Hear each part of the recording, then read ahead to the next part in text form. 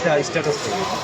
Shakespeare বলেছেন একজন ছেলে একজন মেয়ে কখনো বন্ধু হতে পারে না, কারণ এখানে আবেগ, দৈহিক আকাঙ্ক্ষা। একই কথা বলেছেন আইরিশ কবি। তিনি বলেছেন নারী ও পুরুষ কেবল বন্ধুত্বের সম্পর্ক থাকা অসম্ভব। যা থাকতে পারে তা হচ্ছে আকাঙ্ক্ষা, দুর্বলতা ও ঘৃণা কিংবা ভালোবাসা। হুমায়ুন আহমেদ বলেছেন ছেলে আর মেয়ে বন্ধু হতে পারে, কিন্তু তারা অবশ্যই প্রেমে পড়বে, হয়তো খুব অল্প সময়ের জন্য, অথবা ভুল সময়ে, কিংবা দেরিতে, আর না হয় সব সময়ের জন্য। তবে প্রেমে প্রেমে তারা পড়বেই। সত্যি বলতে ছেলে ও মেয়ে শুধু বন্ধুত্ব হলে প্রকৃতি তার অস্তিত্ব হারাবে।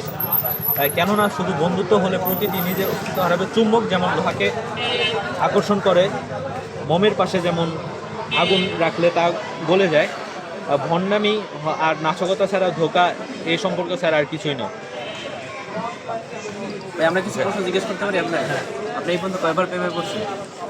আমার লাইফে আমি অনেক ডিপলি একবারই প্রেমে পড়ছিলাম, এরপরে আর কোনো মেয়ের প্রতি স্ট্যাটাসটা যে পড়ে কি বুঝলা?